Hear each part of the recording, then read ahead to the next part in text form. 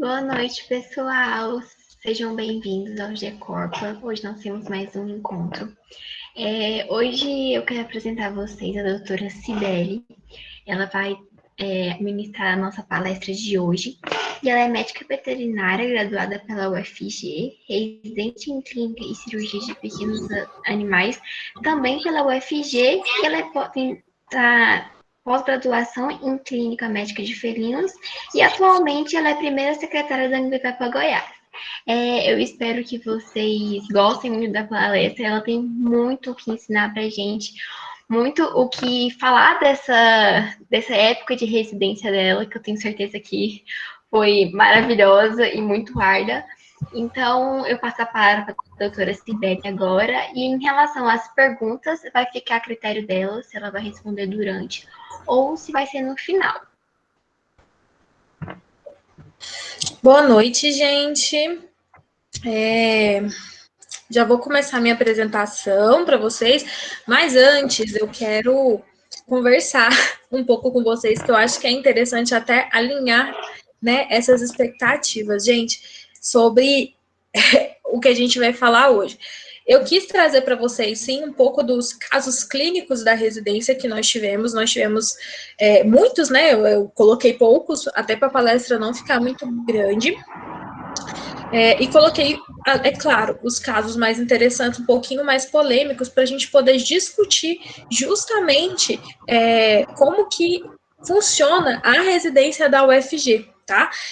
O que eu vou contar para vocês sobre como funciona representa a residência da UFG, tá? Não representa a residência da UFMG, da UFF, UFRJ e por aí vai, tá? Mas como, né, para muitos eu acredito que a primeira opção seja a UFG, é a mais perto, né, a que a gente consegue ter mais acesso, até acesso aos professores, para conhecer, já ter noção, às vezes fazer um estágio.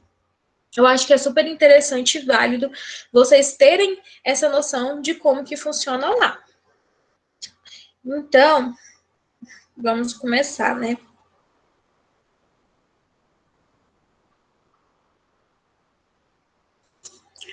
Bom, gente, a ideia de apresentar os casos e os acasos é justamente mostrar para vocês como que funcionam as coisas lá na UFG, né? Pelo menos nos 2 anos em que eu estive lá, né? E como que funciona também a questão da parte cirúrgica. Então, hoje eu não vou abordar nada da parte de clínica, porque não é o objetivo do grupo.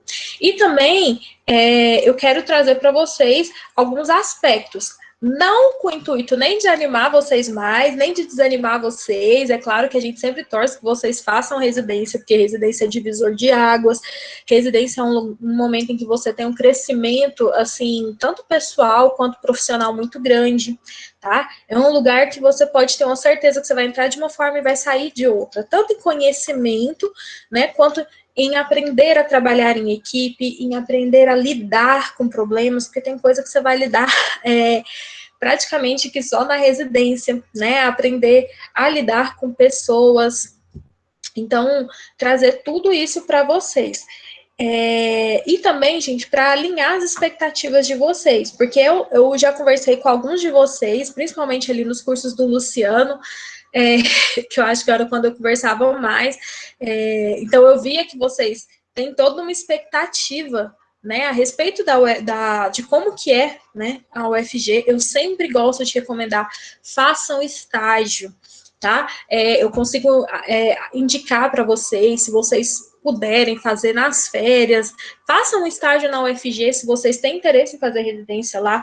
Ah, Sibeli, eu tenho interesse em fazer residência na UFMG, então faça um estágio antes, tá? Eu não recomendo que você vá sem nunca ter feito um estágio, para você ter noção de como que realmente funciona, tá? E essa palestra também vai ajudar vocês também a entender as nuances de como que funciona uma residência, tá? Então, falando ali do início e de algumas partes organizacionais para que vocês entendam, tá? Como que funciona a residência hoje na UFG? Há algum tempo atrás era diferente, talvez quando vocês forem fazer já tenha mudado. Mas essa mudança em si, ela foi até recente, então acredito que demore um pouquinho para mudar novamente. Então, os residentes ficam 6 meses na clínica e 6 meses na cirurgia, tá? Então, eu fiquei dessas residências de 2 anos, eu fiquei 1 ano inteiro na cirurgia, tá? Comecei na cirurgia, fui para a clínica, depois cirurgia novamente, depois clínica novamente. Então, a gente faz esse revezamento. Nós temos aula, em geral, 2 vezes por semana. Por que eu falo em geral? Às vezes é mais, às vezes é menos, tá? Então, quando é com os R1s, né, os residentes mais novos, são chamados os R1s, eles têm aula na sexta-feira e aos sábados, e os R2 na segunda-feira e aos sábados, tá? E às vezes os R1s tinham algumas aulas ali na quarta-feira, mas era muito raramente. Então, a gente sempre tem bastante aula, tá? Essas aulas que a gente tem nem sempre é a respeito de clínica e cirurgia de pequenos animais. Eu assisti aulas de patologia, eu assisti aulas de diagnóstico por imagem. Estas foram muito interessantes, muito importantes, porque me ajudou a saber como pedir um exame, né, de imagem e como funcionava também o setor ali, tudo mais, a parte de imagem. Mas a gente também tem aulas que ali não são tão sobre a nossa área. Por exemplo, nós tivemos uma disciplina de silvestres, né? E a gente tem muitas disciplinas relacionadas ao SUS, tá? Também hoje, né, com o Covid, a gente está vendo tanto que é importante. Todo o nosso serviço, ele é sempre, eternamente supervisionado por preceptores. Então, nós sempre temos preceptores para nos ajudar. Tá? É claro, na prática, isso nem sempre acontece. Tanto porque tem preceptores que vão nos deixar mais livres, né? Como é o caso dos preceptores da clínica, que são preceptores que às vezes falam, olha, se você tiver uma dúvida, você me procura, mas eu não vou ficar supervisionando a sua consulta, que é nada mais do que justo, né? Acho que ninguém quer fazer uma consulta com outra pessoa ali supervisionando, não é o objetivo. Mas a gente sempre tem uma pessoa escalada oficialmente para a gente procurar, e na prática a gente procura também ali na parte da clínica quem tiver, e na parte da cirurgia a gente tem um preceptor que tem que estar ali atualmente dentro do centro cirúrgico ou de prontidão para entrar no centro cirúrgico caso seja necessário. Nos meus 2 anos, a gente teve alguns problemas na parte da cirurgia com preceptores. Uns eu vou colocar aqui para vocês. Atualmente, eles estão fazendo de tudo para que os preceptores estejam sempre dentro do centro cirúrgico, sem fazer outra cirurgia, porque às vezes isso acontecia. O preceptor estava lá dentro, mas ele estava em outra cirurgia, né, como cirurgião em outra cirurgia.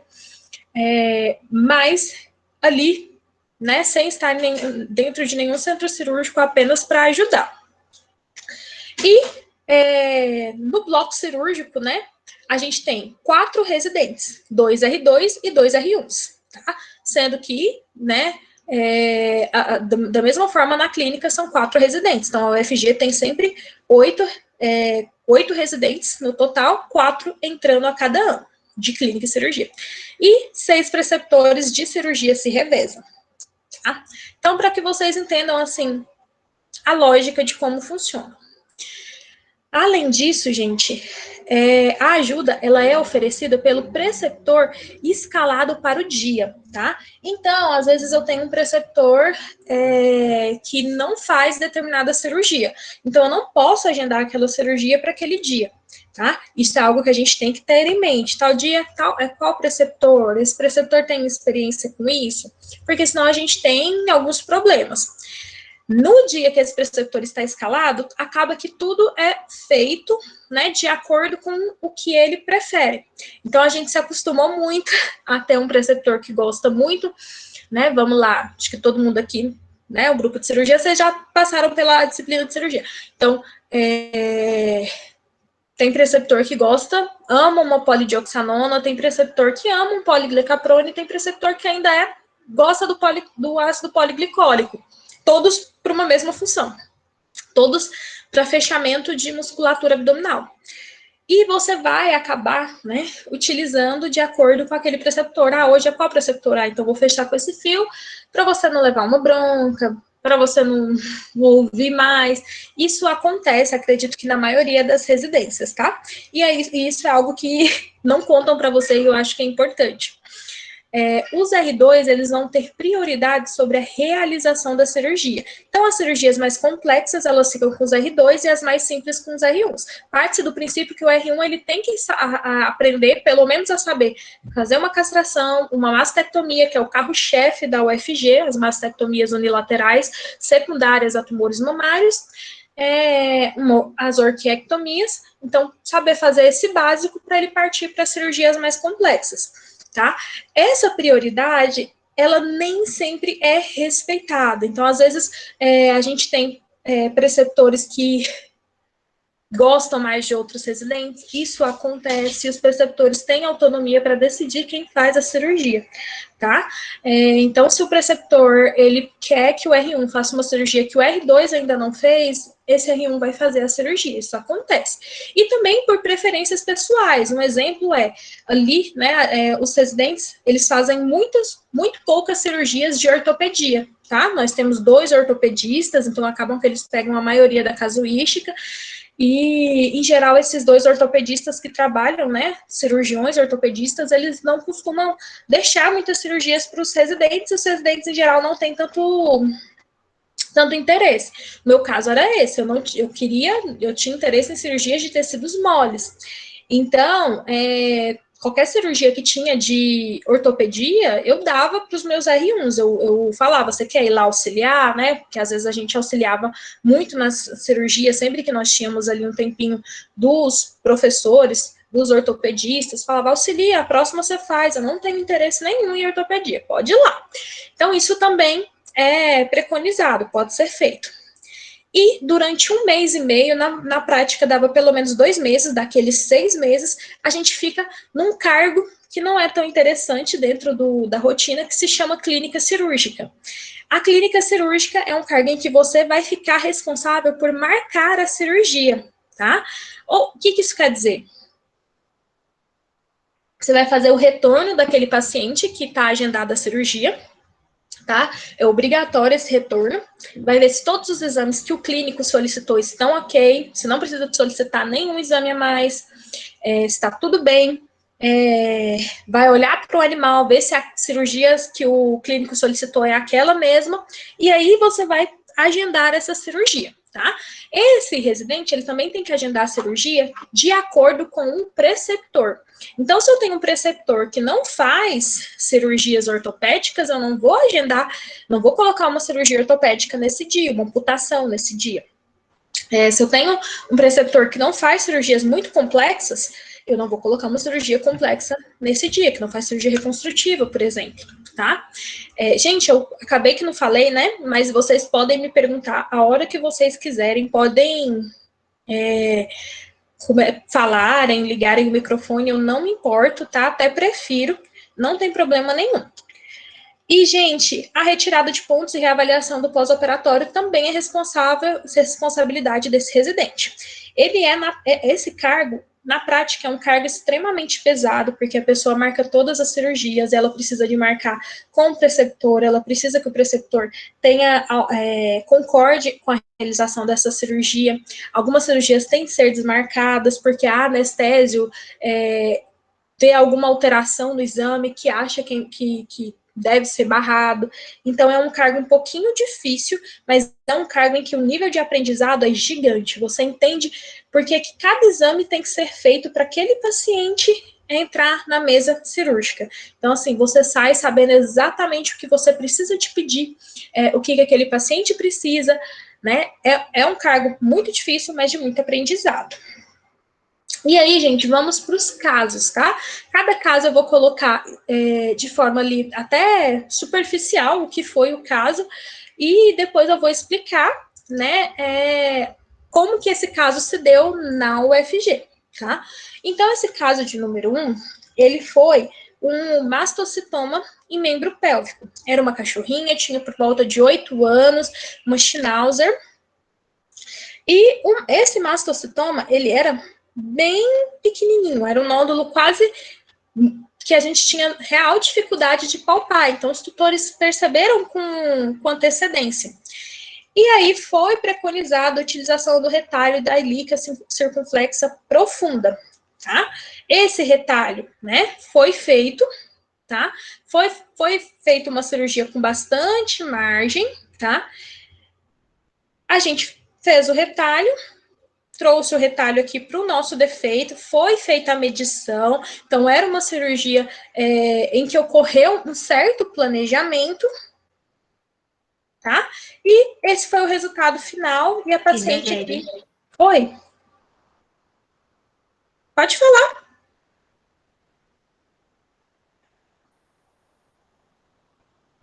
Oi? O seu áudio cortou um pouquinho, você pode voltar? Posso? Em qual slide que foi no início do caso? No início do caso. Ok, então vamos lá.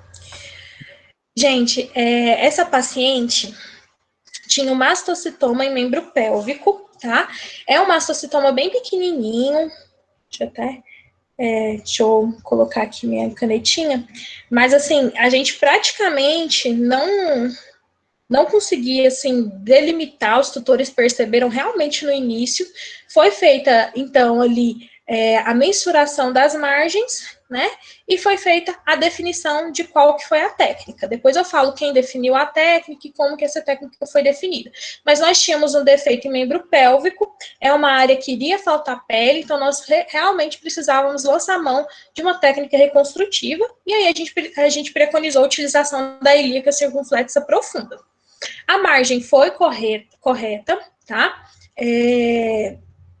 A gente fez realmente o retalho também, seguindo as medições, não tivemos ali nenhuma intercorrência no transoperatório, tá? Mas aqui, né, por essas fotos em que vocês veem o transcirúrgico, vocês já conseguem, né, depois perceber que vai ficar faltando uma coisa, que eu vou falar ali no finalzinho.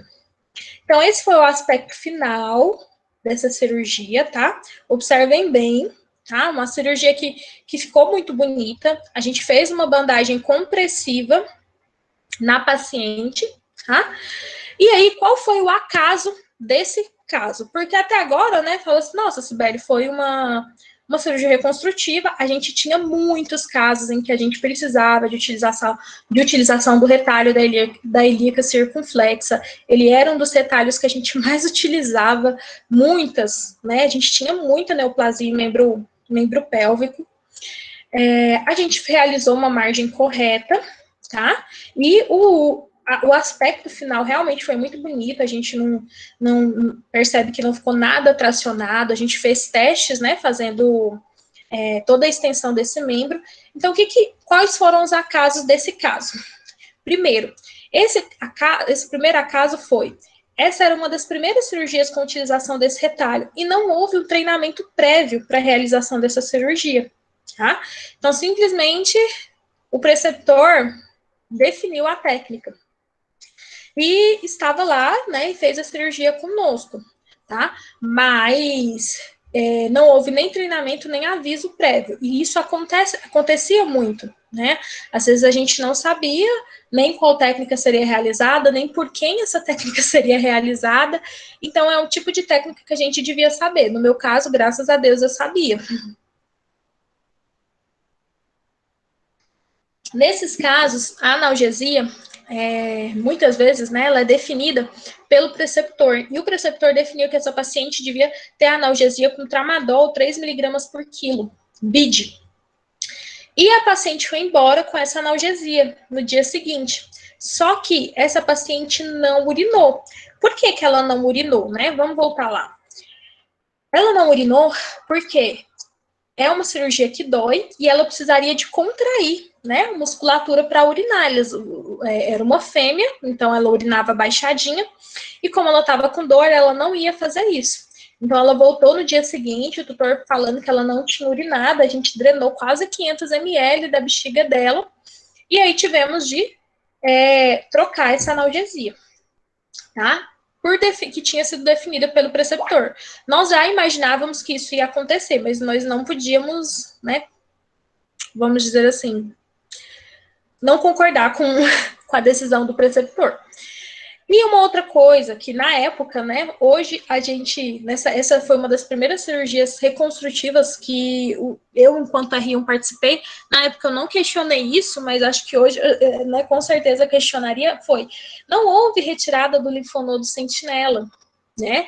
E ele estava ali fácil de retirar, né? A gente retirava aqui, né? Fazia a coloração, via para qual dos dois que estava drenando, ou o inguinal ou o poplíteo. Os dois são relativamente fáceis de retirar, mas não aconteceu, tá? Graças a Deus, essa paciente deu margens livres, ela passou depois por quimioterapia e até o presente momento a gente não soube de recidiva, mas é um risco, né?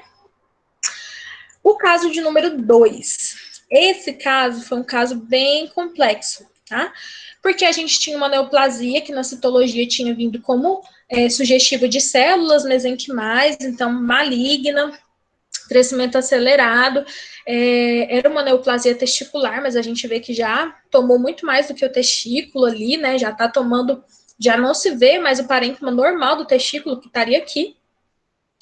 E a gente explicou para essa tutora que a margem provavelmente iria comprometer o pênis e talvez seria necessário um planejamento cirúrgico um pouco maior, né? Aqui eu trouxe algumas opções, né, de retalhos. Então a gente podia ter usado o retalho da prega inguinal, a gente podia ter usado, é claro, esse retalho ele é menos comum, mas ele é um retalho excelente, que é o retalho ali da epigástrica caudal superficial, para poder, né, cobrir esse defeito e fazer uma retirada de ampla margem, tá? E foi isso que, inclusive, a gente pensou no planejamento. Essa cirurgia não foi feita por mim, mas eu acompanhei ela de perto. No entanto, no fim, né, da discussão do caso, optou-se pela retirada apenas por exérese simples. E aí, nesse caso, gente, devido a essa decisão, vocês observam que a gente teve margem zero, né? Uma coisa que a gente fez que se chamava descascar o tumor. E um dos fatores para a gente decidir, né, por isso, foi o fato da tutora não querer fazer a retirada da margem com o pênis do paciente, tá? Ela não queria fazer, por exemplo, uma uretrostomia, que no caso ali teria que ser perineal. Ela queria permanecer com o pênis, queria que ele permanecesse ali viável, e também decisão conjunta, né, de quem estava ali supervisionando, de não fazer uma cirurgia reconstrutiva, de que não haveria necessidade de fazer cirurgia reconstrutiva. Esse foi o defeito, realmente o defeito não ficou grande como poderia ter ficado se a gente tivesse retirado a margem, a gente esperava um defeito que viesse assim, né? E fazendo, né, toda a redução do subcutâneo, foi algo que permitiu o fechamento simples, sim, mas uma cirurgia sem margem. A tutora estava ciente? A tutora estava ciente. Mas, infelizmente, uma cirurgia sem margem. Acontecia muito na UFG? Sim. No meu segundo ano, a gente conseguiu diminuir isso. Mas no primeiro ano, era muito difícil, às vezes, fazer o tutor entender a importância da retirada, né, da retirada com margem, né, no segundo ano a gente conseguia explicar melhor para eles, acho que eles também já estavam mais cientes, a gente conseguiu fazer mais tomografias, né, para a retirada desses tumores, mas um tutor que era carente, que não queria arcar depois com as dificuldades, né, de pós-operatório, infelizmente foi essa a decisão. Então, qual foi o acaso desse caso, né? Infelizmente, uma retirada sem margem, houve tensão, tá? Então, assim, aqui a gente vê que o animal tá com as pernas relativamente abertas e não aparenta ter muita tensão, mas na realidade tinha, tá? Mesmo com retirada sem margem. Então, esse animal teve sim deiscência de pontos. Essa deiscência levou à cicatrização por segunda intenção. A gente já sabia, já imaginava que caso tivesse deiscência, isso aconteceria, porque era um tutor que não era muito cuidadoso com a ferida, então a ferida contaminou.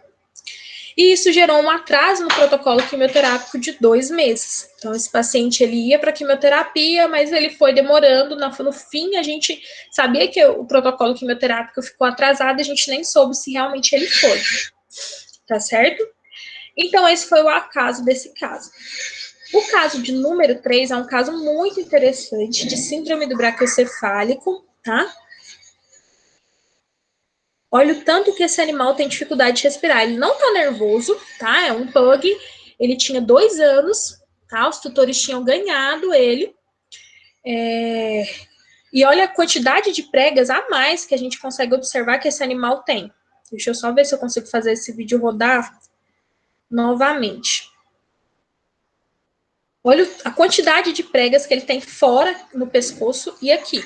A gente não vê o nariz dele. Observem, a gente não vê nariz, tá? O nariz está totalmente escondido por essa prega. E esse animal dormia, ficava assim o tempo todo, o tempo todo. Ele não tinha um minuto em que ele ficava com a boca fechada. A gente não conseguia tirar uma foto dele com a boca fechada. E aí, nesse caso, o que a gente optou? Primeiro, realização da plástica facial, né? Literalmente, retirada dessa prega, porque era realmente uma prega que atrapalhava muito o animal a respirar, tampava literalmente o nariz. É uma área bem difícil de ser trabalhada, né? Embora, assim, em teoria a técnica seja simples, na prática é uma técnica bem mais complexa, porque tem muitos vasos e nós precisamos de tomar muito cuidado ali com o olho, né? Para não lesarmos nem nada da vascularização ali direta do olho. Aqui, a gente vê que o sítio também cirúrgico, ele é um pouco pequeno, fica um pouco complicado. Aqui, uma outra coisa que é importante, né? Nesse momento, a gente estava sem o... Ai, meu Deus, o bisturi elétrico, né? Sem o bisturi elétrico. Então, a gente teve uma dificuldade a mais, porque eram muitos vasos para cauterizar, tá? Isso gerou um aumento de tempo dessa cirurgia bem considerável, mas é algo que pinça a gente tem ali de sobra, então não tinha problema, né? E assim era o aspecto que estava antes, né? E assim foi o aspecto que ficou final. Mesmo com o animal inchado, a gente já conseguia notar que a cirurgia tinha cumprido o seu dever de evidenciar o nariz desse animal. E aí, esse nariz desse animal, vocês conseguem ver nessa foto, deixa eu ver se eu consigo apontar novamente. É um nariz, né, extremamente sem nariz, né? São narinas bem fechadas, então a gente sabia que a gente também tinha que fazer toda uma cirurgia reconstrutiva nesse nariz. Nesse caso, a gente optou pela técnica do triângulo, em que a gente retira uma pequena parte e fazemos a sutura, né? Retira uma cunha e fazemos a sutura desse nariz. E aí, aqui é um dos narizes depois já da cirurgia, enquanto o outro ainda não tinha sofrido. A foto não ficou tão boa, mas a diferença ela era notável. E por fim, dentro da síndrome do braquicefálico, né? Essas são as 3 cirurgias mais comuns, mas ainda tem outras para a gente trabalhar ali dentro dos cornetos, dentro das narinas do animal, mas essa é uma cirurgia que não é feita nem na UFG, nem em Goiás. Acho que eu praticamente não conheço um local que faz.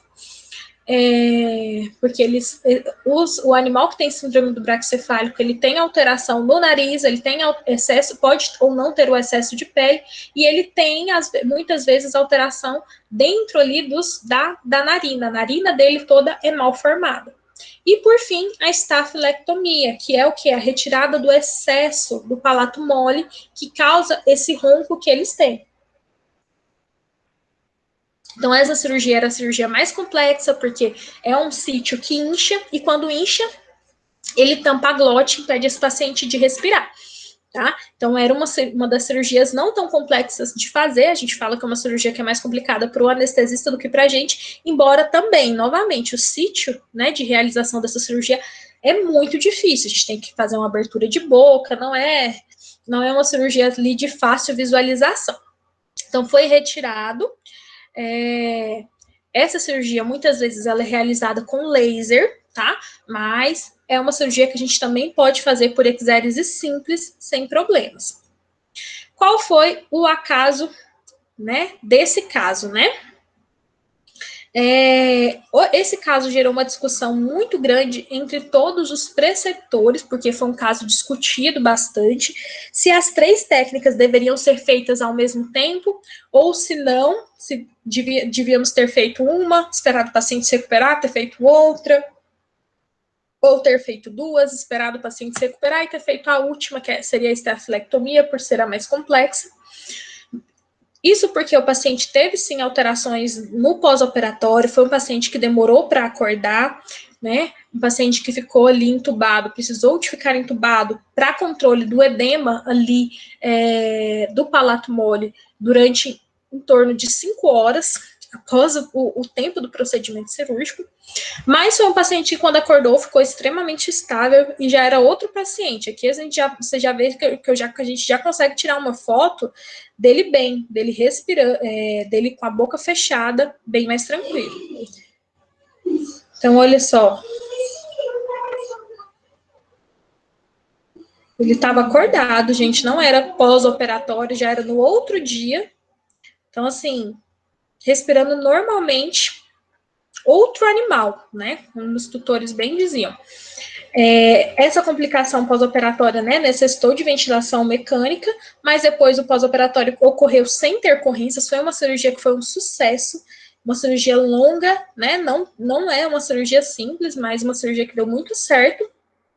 Mas uma cirurgia que no fim gerou muita discussão, os preceptores não chegaram a um consenso, e isso acontece, nem tanto quanto os preceptores, tanto quanto a gente. Às vezes a gente vai discutir, não vai chegar num consenso sobre como fazer no caso daquela cirurgia. Às vezes eu gosto de usar um fio e o colega gosta de usar o outro, e tá tudo bem. Quando for você usa esse fio, ou utiliza o outro, né? Na cirurgia, a gente necessita, né, de aprender muito essa questão de respeito e de deixar a opinião do colega, porque vão ter várias técnicas, e uma técnica não anula a outra. Você querer usar uma técnica reconstrutiva em figura geométrica de uma forma e o colega querer usar de outra, não tem problema, né?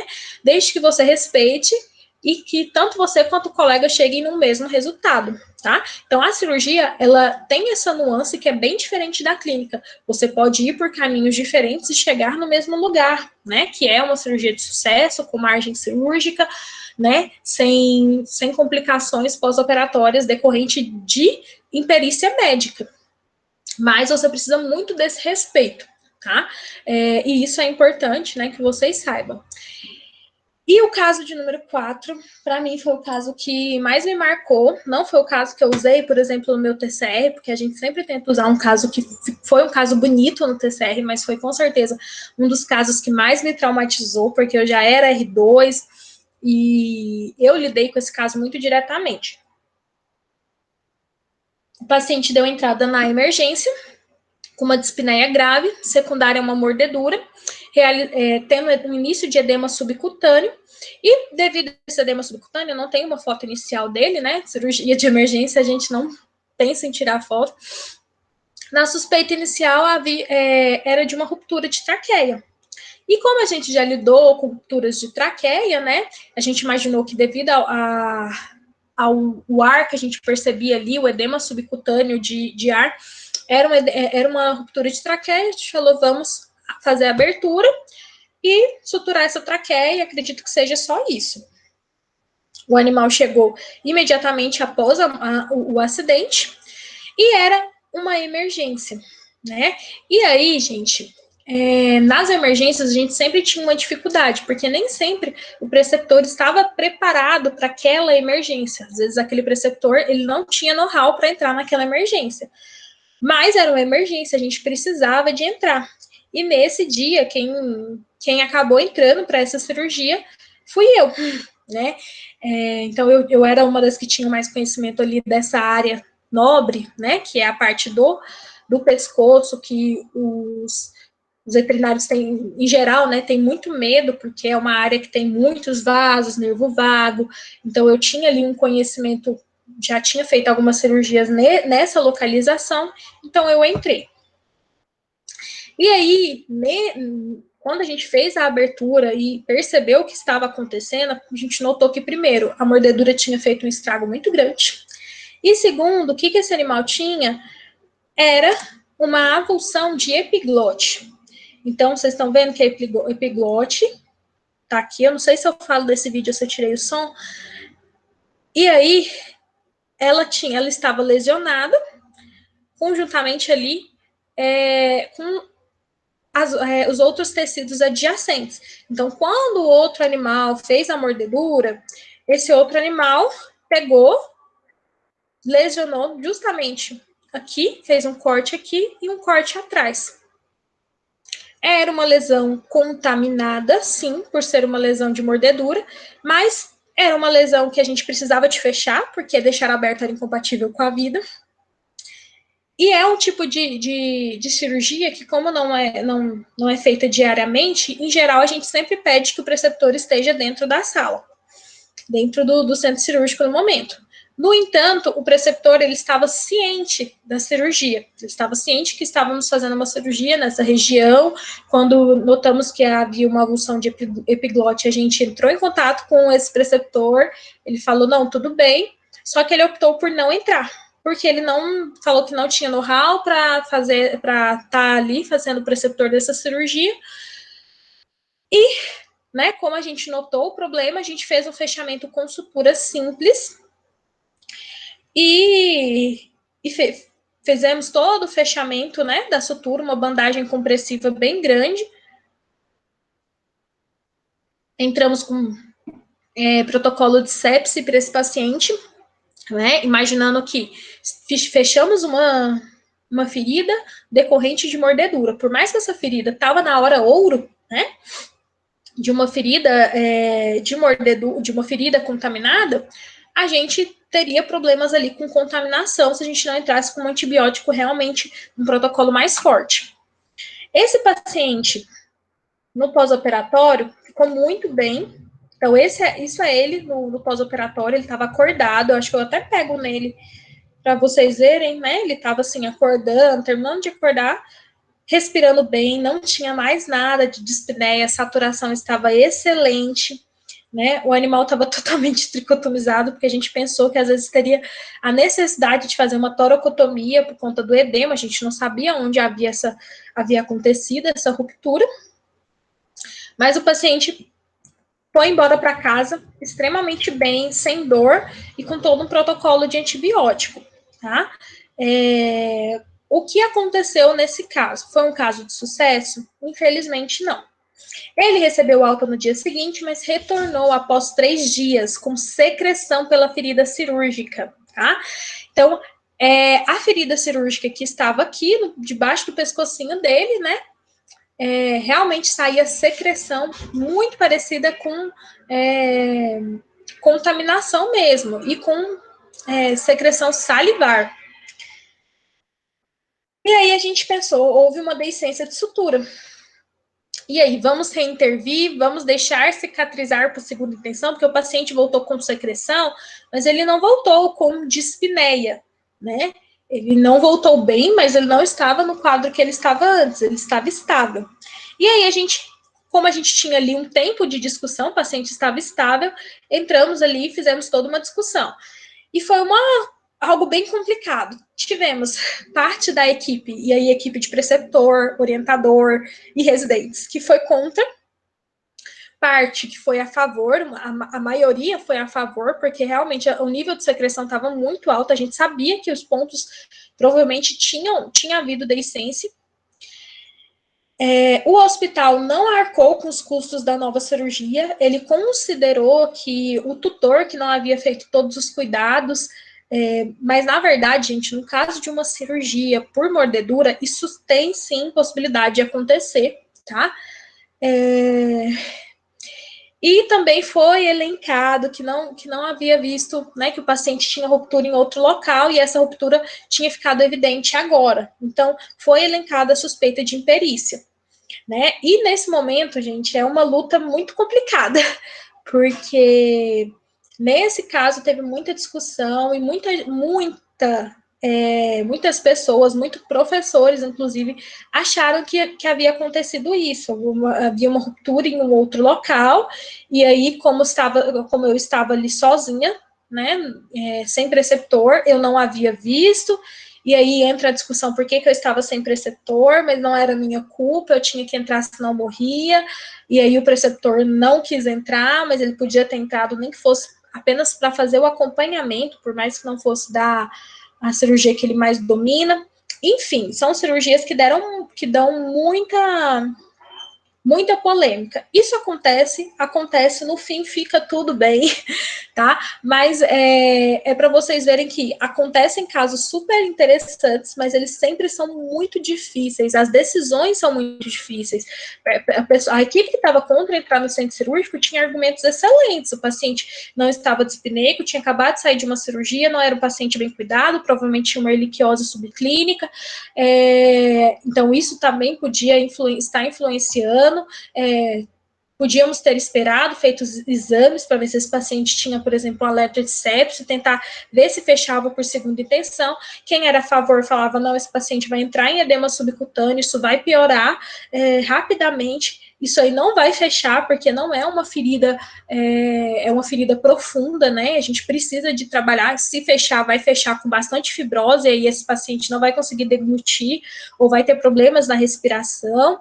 Então, todos os argumentos eram interessantes, mas era uma decisão a ser tomada. E até a pessoa que falou, olha, será que você não viu ruptura em outro local? Será que não foi erro seu? Essa pessoa não estava errada, porque podia muito bem ter acontecido, de eu ter errado, de eu não ter visto. Uma cirurgia de emergência, você quer tirar o paciente da mesa também com certa rapidez, você entrou sozinha, nunca tinha feito essa cirurgia de avulsão de epiglote. Então, não é uma decisão fácil. Bom, como o hospital não arcou com os custos da nova cirurgia, né, e o tutor, não só o tutor, mas todos nós chegamos no consenso que era melhor abrir para ver novamente, eu fiquei muito preocupado de eu ter entrado em perícia, então eu paguei a nova cirurgia desse paciente, sem ninguém saber, já no momento que todo mundo já queria entrar com ele para a cirurgia, mas o tutor não tinha dinheiro e o hospital não queria arcar. E entramos de novo com esse paciente para cirurgia. Entrei com um preceptor que tinha um pouco mais de experiência com esse caso, com esse tipo de caso, e entramos com ele para o centro cirúrgico. Lá no centro cirúrgico, o que nós notamos? Realmente tinha deiscência de sutura, tá? Então, o que tinha acontecido? Contaminação, a sutura, por mais que, né, antibiótico terapia, a sutura não tinha aguentado, tinha ocorrido a abertura. Refizemos a sutura, né, com maior sutura, uma sutura mais reforçada, o problema foi corrigido, né, fizemos o fechamento e fizemos a realização de uma nova bandagem. No entanto, uma outra intercorrência aconteceu, né, logo após a extubação, esse paciente teve um edema de glote, porque para a gente poder fazer a correção do problema, fazer uma sutura novamente, com maior reforço, a gente manipulou bastante essa área próxima. Então, ele teve um edema de glote após a extubação e veio a óbito. E foi, assim, uma cirurgia, algo que eu fiquei, assim, muito triste, né? Porque eu queria muito que o paciente vivesse, os tutores, eles eram muito tranquilos, era realmente um caso super interessante, um caso que a gente realmente viu o problema, tentamos corrigir, não podíamos deixar aberto, porque esse paciente teria que ficar internado, os tutores não tinham como, e aí esse paciente veio a óbito. E, gente, por fim, o caso 5 é uma ferida por arame farpado de cerca. Eu trouxe essa porque, gente, tem muito esse tipo de caso na UFG. Você vê que são os pacientes grandes, pacientes de fazenda. O tutor trouxe com 3 horas de ferida, mas eram 3 horas que ele havia visto a ferida, não necessariamente 3 horas que a ferida tinha acontecido, né? Ele deixou claro que não conseguia cuidar do animal por ser um animal grande, um animal arisco, um animal que ficava numa fazenda que ele não deixava preso, né? Então, era um tutor que estava pouco comprometido no tratamento, e o animal chegou com uma ferida desse tamanho. Uma ferida que a cicatrização, né, pede uma cicatrização ali por segunda intenção, com muito curativo, né, ou então, se a gente não for usar curativo, claro que a aula aqui não é de feridas, a gente teria que, mas vocês sabem que a gente teria que usar produtos ali que ficassem por pelo menos 24 horas, são produtos mais caros. Então, era uma situação muito difícil, né? Uma ferida que tem aspecto, sim, de estar contaminada, mas um tutor que não estava disposto a cuidar dessa ferida.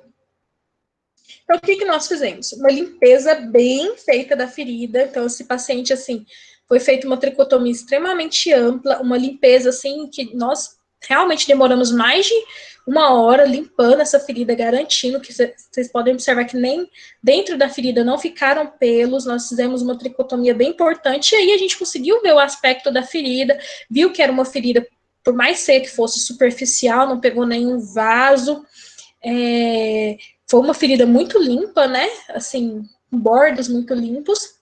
E aí, devido a esse histórico, o que a gente optou, né? Conjuntamente com o preceptor. Fechávamos a ferida ou deixávamos fazer uma cicatrização por segunda intenção? O fechamento da ferida, ele é mais rápido, né? Por sutura. Mas tem uma chance altíssima de deiscência.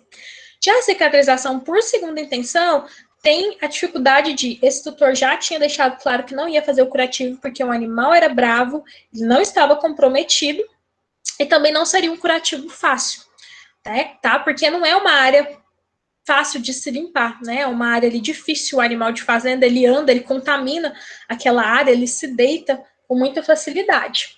Então, nós optamos por fechamento dessa ferida.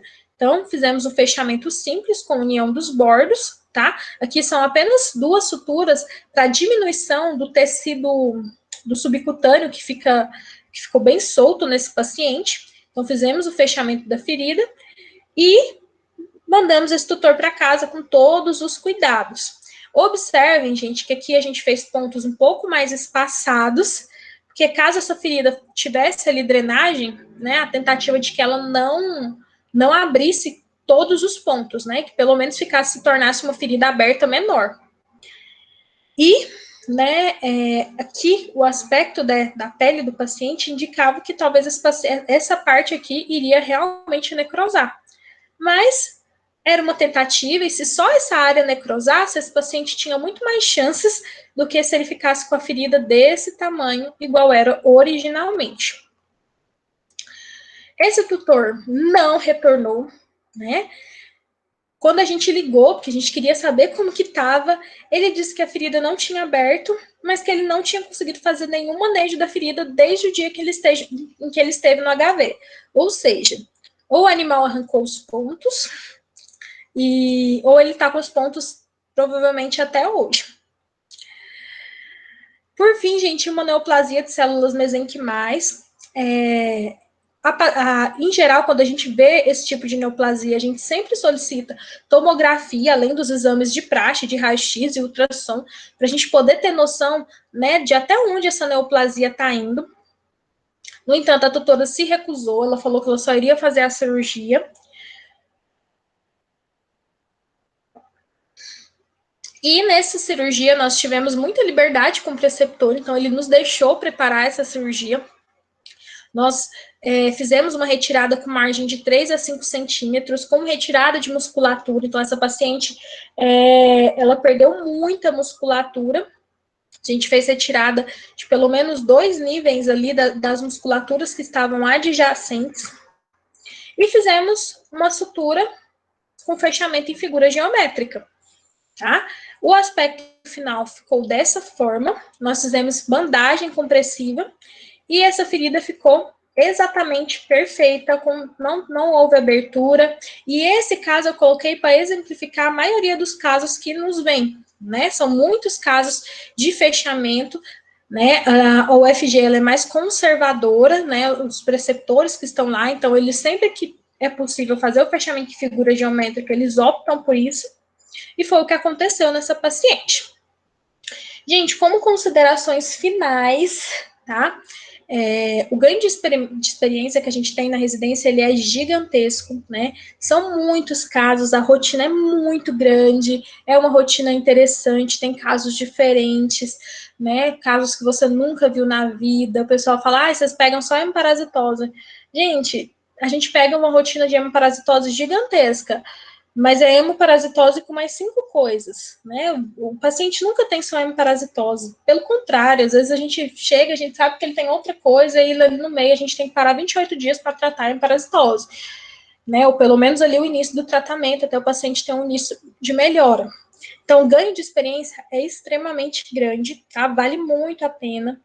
No entanto, na parte de cirurgia, tá? Eu tive um aprendizado maior nos cursos. Então, eu fui uma pessoa que, antes de eu ser da diretoria da Anclivepa, eu era estagiária da Anclivepa, numa época em que a Anclivepa, por exemplo, tinha muitos cursos, e além dos cursos da Anclivepa, eu era presidente de grupo de estudos, eu era monitora, eu fiz estágio em pelo menos 6 a 7 clínicas.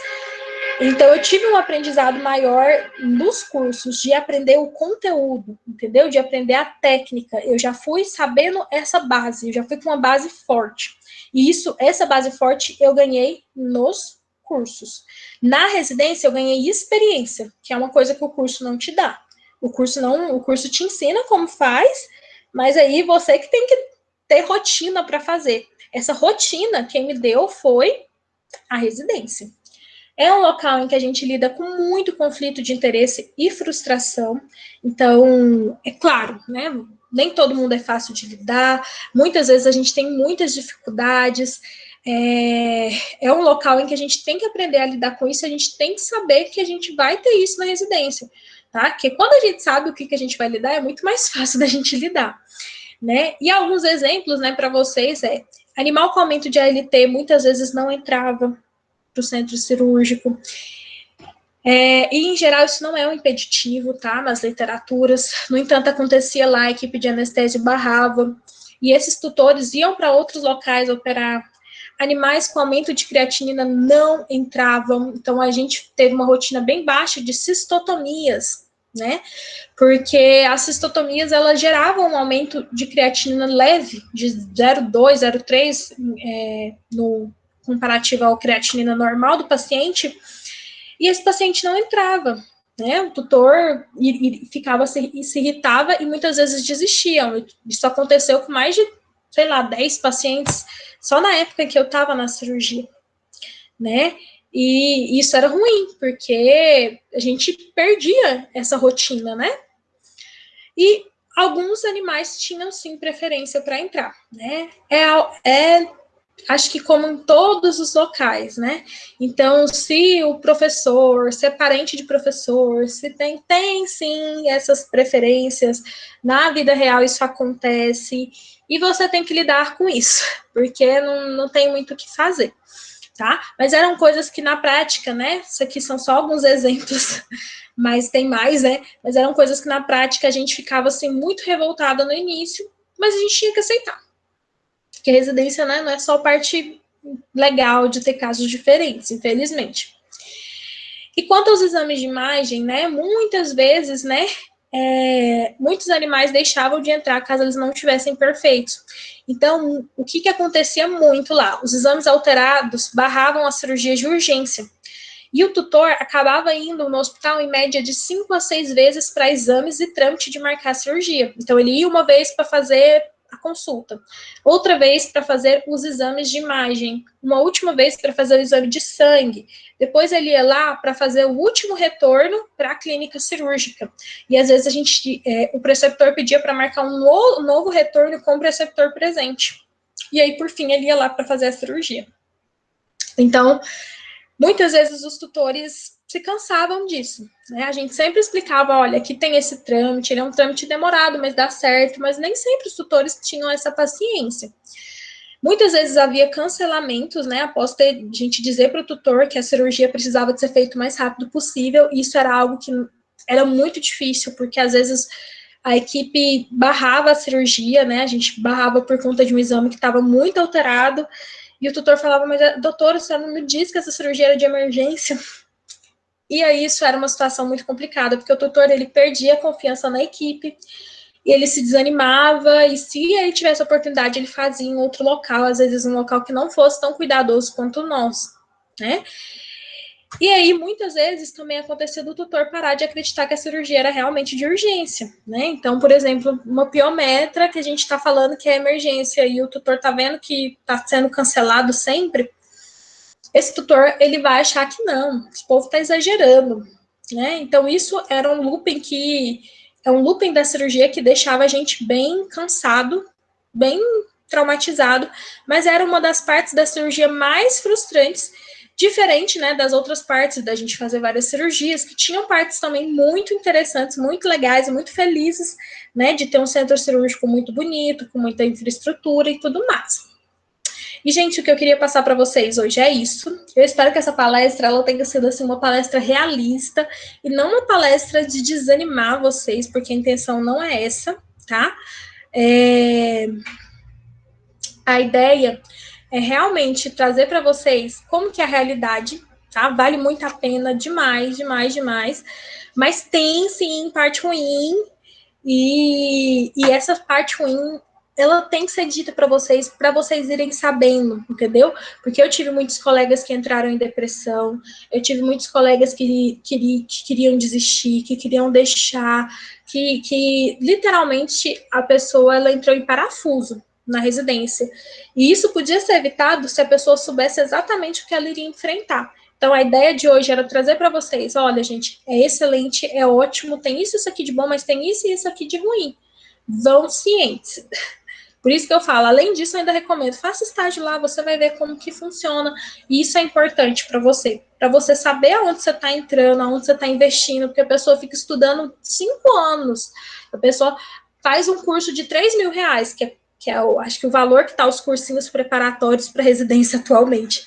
Vocês precisam saber o que vocês vão enfrentar, da parte boa à parte ruim. Os casos que eu mostrei foram os poucos casos interessantes. Mas tem muito caso interessante, mas tem muito problema, né? Então, isso vocês têm que levar em conta.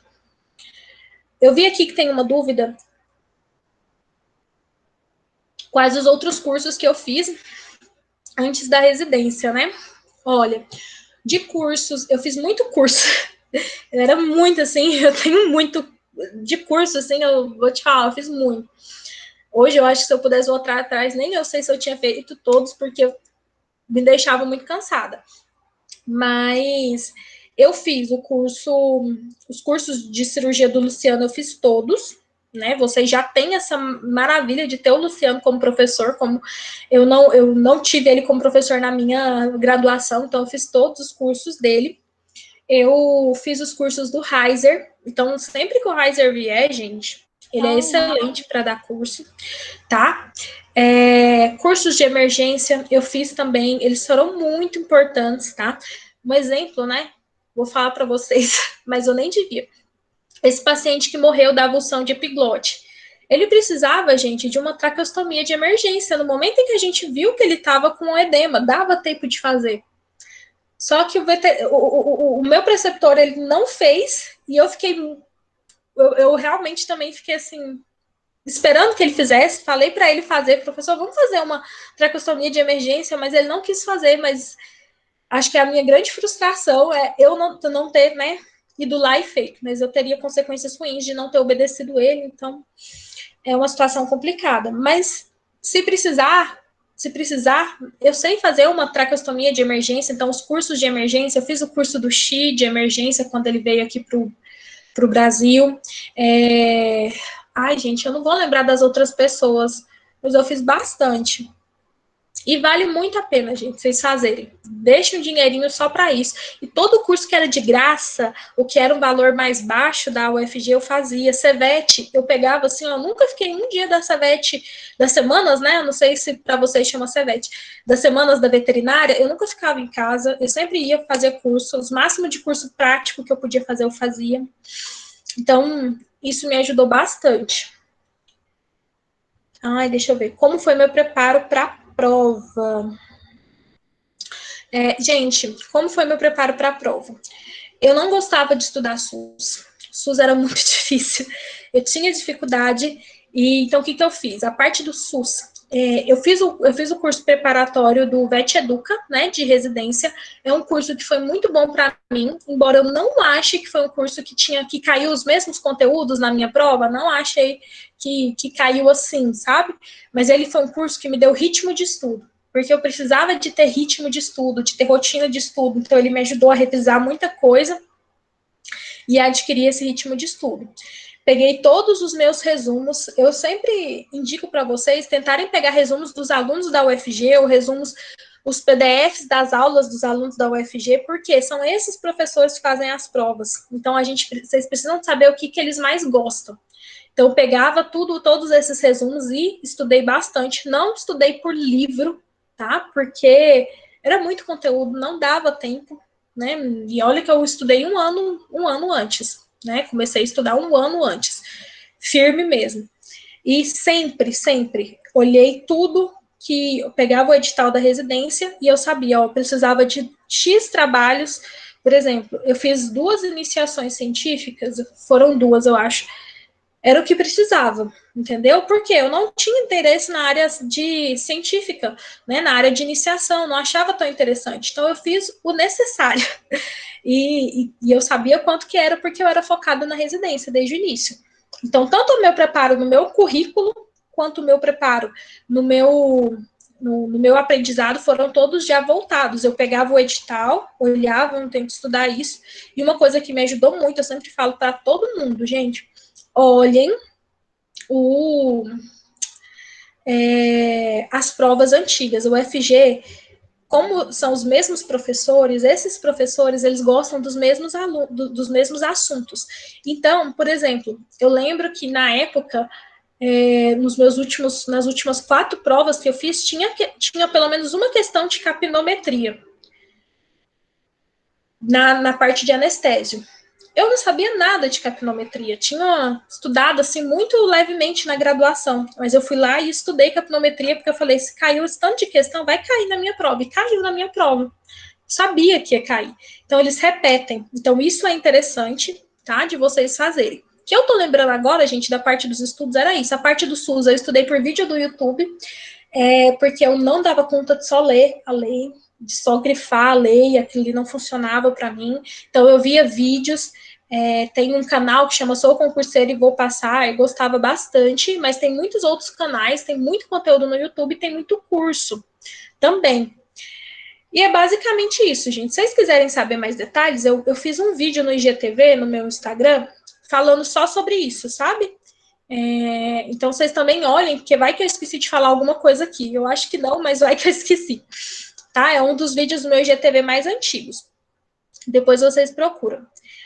Sobre os cursos, né? Esses cursos que você fez, foi durante ou após a graduação? Eu fiz esses cursos durante a graduação, porque eu saí da graduação, eu colei grau especial em dezembro e eu entrei na residência em março. Então, eu não tive esse tempo. Né? Eu saí da graduação e já fui para a residência. Então, eu fiz, sim, esses cursos durante a graduação. Então, procurei, nossa, fui atrás. Eu era, assim, uma pessoa que todo fim de semana eu estava lá. Todo fim de semana eu estava ali presente.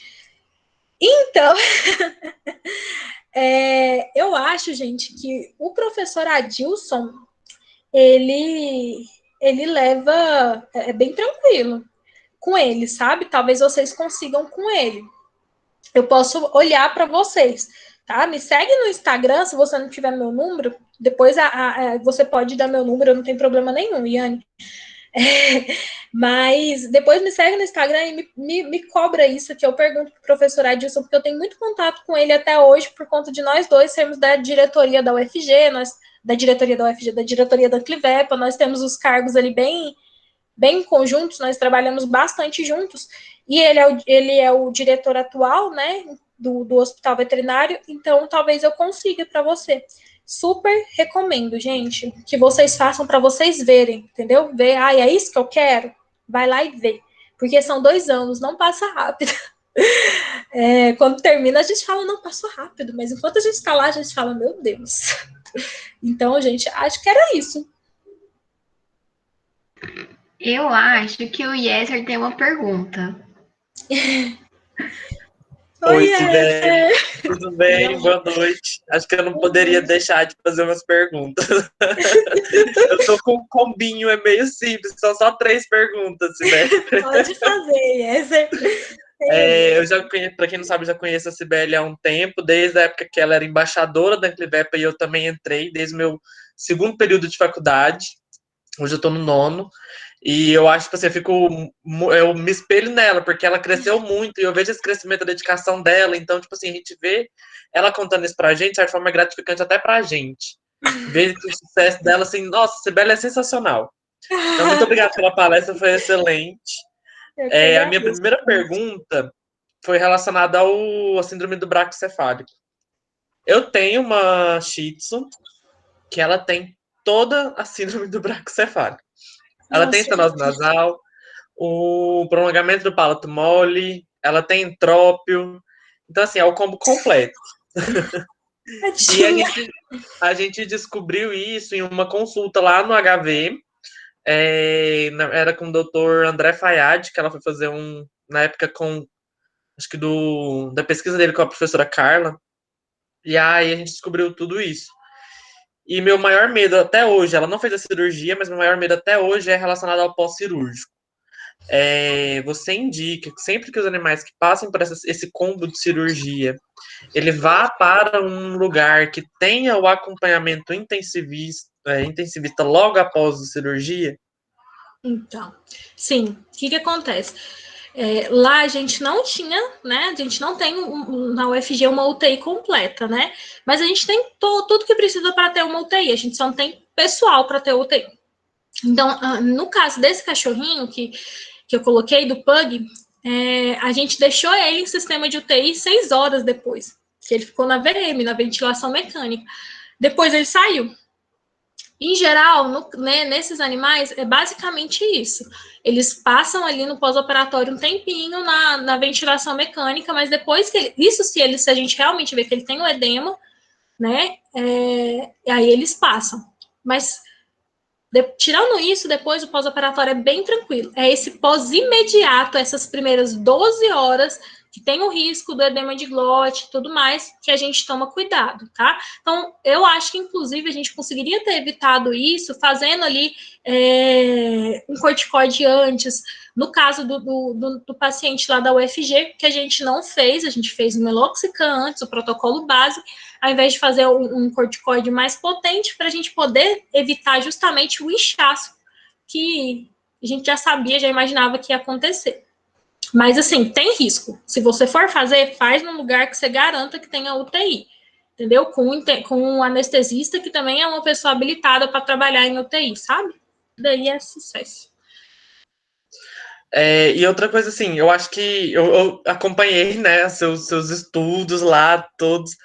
E uma dica pra gente que tá, por exemplo, eu estou indo pro 9º, alguns ainda estão aqui, a maioria dos que estão aqui online são do 8º também, que já estão empenhando para residência. Qual a maior dica que você deixa, assim, pra gente agora? Um ponto-chave, assim. A gente não pode deixar de jeito nenhum, além do estágio, no local onde a gente pretende, esses alguns cursos, o que você Gente, eu falaria? acho que uma dica muito interessante, que todos a gente conversa, assim, no fim da residência a gente fica nostálgico, né? A gente vai conversando muito sobre isso com os outros residentes, abram os horizontes, entendeu? Então, por exemplo, se você tem oportunidade de fazer fora, faz fora do estado. Não estou falando que você não fazer na UFG, não, nada disso. Faz, se você gosta, faz na UFG.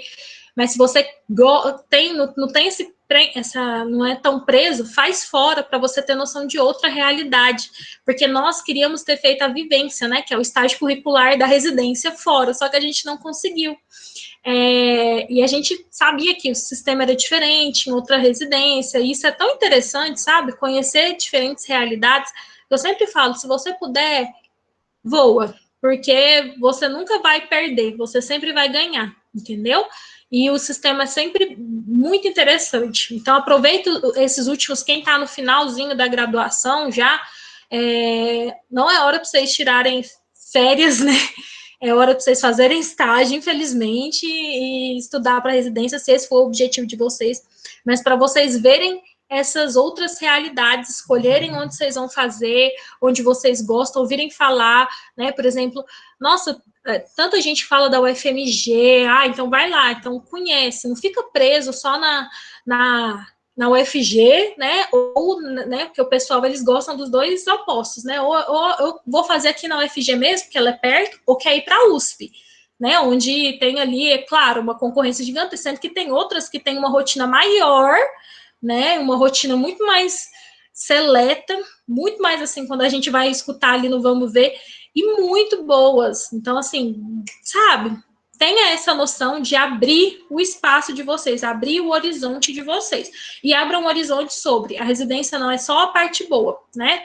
No momento de vocês ainda estão focados em entrar, mas quando entrarem, lembrem-se disso, né? Lembrem-se dessa palestra. A residência tem essa parte boa, a parte ruim, eu vou sabendo.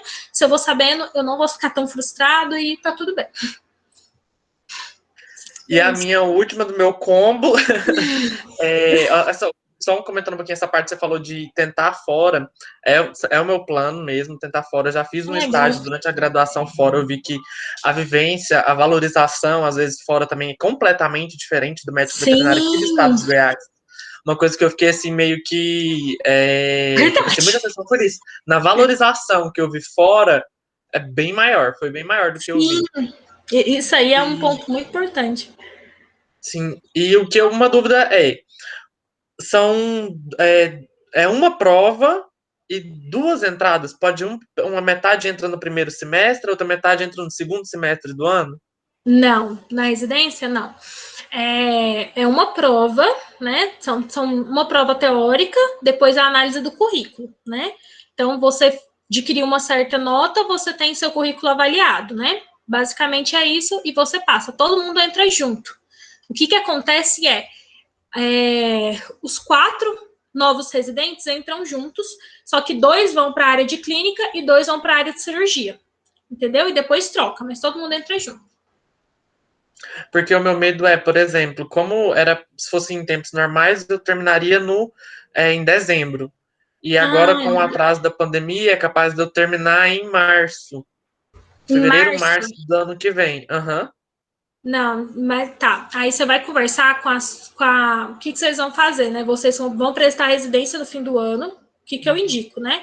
E vão pedir colação especial. Toda vez que a gente. Todo mundo, sempre que passa na residência, precisa da colação especial para poder entrar com a documentação. Essa colação especial, você faz a curricular, tenta ser um dos primeiros a defender o TCR, para você já entrar com essa colação especial. Passou na residência, a sua faculdade, bem como o CRMV, eles correm para conseguir sua colação especial. Eu falo isso porque eu fui contratada para trabalhar, e aí eu precisei da minha colação especial porque eu fui contratada para trabalhar. Não foi porque eu achei que eu ia passar na residência, porque eu tinha fé que eu não tinha passado na residência. Na minha cabeça, assim, até o último segundo eu achei que eu não ia passar. Então, eu precisava da colação para trabalhar. E eles enrolaram para conseguir essa colação, a documentação do CRMV. Nossa, eu já estava assim, possessa. Quando eu falei, passei na residência, nossa, tá aqui seu documento, não, vai lá. Então, as coisas mudam. O CRMV ajuda bastante, porque é de praxe, ele já tem costume, ele sabe como são as regras da residência. E as faculdades também. Então, isso daí é algo que te ajuda. Se você passar até em março, a gente teve um outro colega que era meu R2, que ele fez o curricular dele de dezembro a março. Ele defendeu o TCR numa semana, na outra semana ele já estava na residência. Então, são coisas que se ajeitam, tá? Mas tem como, não é algo que vai atrapalhar em geral. Entendi. Muitíssimo obrigado da minha parte. Nós do grupo adoramos, nós achamos muito bom, porque foi um tema muito novo e muito próximo da gente, porque a gente acabar aí batendo a porta do 10º período do estágio, então, para muitos aqui o próximo passo é a residência, então abriu nossos olhos bem mais agora. Muitíssimo obrigado, Cibele. De nada, gente. Vou só responder umas outras 2 dúvidas. Isso. Da Thalissa, estou no primeiro ano ainda. Seria proveitoso fazer estágio mesmo assim? Ou eu iria atrapalhar mais que ajudar? Eu comecei meu estágio, gente, no primeiro período. E no terceiro período eu já, assim, fazia muita coisa, né? Então, assim, no quarto período, às vezes eu lembro, né, dos locais onde eu fazia estágio, o pessoal pedia para eu ajudar as meninas do curricular. E eu queria morrer, porque eu tinha que ajudar essas meninas do curricular, porque às vezes chegava uma pessoa do curricular que não sabia nada, e eu ficava, gente, eu tô no quarto período. Como assim? Então, começa o mais cedo possível, você vai ser vista, as pessoas vão saber que você é trabalhadora, te ajuda quando você sair, até um local já é conhecida, né? A pessoa fala, nossa, eu te conheço desde o início da graduação, você não perde conhecimento, o que eu não indico. Eu fiz muito estágio. Então, assim, eu não tirava, assim, uma tarde para mim, às vezes, entendeu? Eu cobria tudo. Eu gostava, assim, de pegar o meu planner, deixa eu olhar aqui para vocês. Eu pegava assim o meu planejamento, sabe? Eu fechava, não tinha tarde. Isso eu não recomendo, tá? Não precisa disso daí. Isso aí foi exagero meu, depois eu fiquei muito cansada, não foi bom, não foi saudável. Mas pegue, não precisa de ficar com medo, que não vai atrapalhar, tá? Só você falar que você tá no início, o pessoal sempre vai gostar de estagiários, então podem ficar tranquilos. Sobre a Gabriele, tem redação? Não tem redação, todas as provas são objetivas, tá? Mas vocês têm que ver para as outras residências, caso vocês precisem de fazer. Por exemplo, a residência da Rural do Rio de Janeiro são 4 fases ou 5 fases. A nossa são só 2, né? A análise do currículo e a prova. Então tem que ficar alerta, tá? Olhem edital, gente, olhem edital. Procure o edital, que é o melhor. É isso, né, gente? Eu acho que já encerrou as perguntas. Eu faço as palavras do Yesser a minha. Quando eu conversei com o pessoal pra gente sugerir esse tema, eu fiquei, sabe, assim, a gente tem que trazer a Sibeli porque ela acabou de sair. Ela vai abrir os nossos olhos, desmistificar a residência, que, como tudo não é perfeito, tem o lado ruim, tem o lado bom, tem um lado que a gente aprende muito, que a gente vai se superar. Então, foi isso que a gente quis trazer. Foi um tema diferente, mas eu sei que foi extremamente importante para abrir a nossa visão, trazer uma pessoa que esteve lá, participou, então foi muito, muito, muito importante. Então, a gente agradece muito pelas suas palavras. Foi extremamente enriquecedor para todo mundo aqui, então a gente só tem que agradecer a você. Eu que agradeço, gente. Precisando, podem mandar mensagem para mim. A Yane pode passar meu celular, podem me procurar no Instagram. Eu sou super aberta, tá bom? Gente, muito, muito obrigada. Muito obrigada de novo, Sibeli. E até o próximo encontro, pessoal. Tchau, tchau, gente.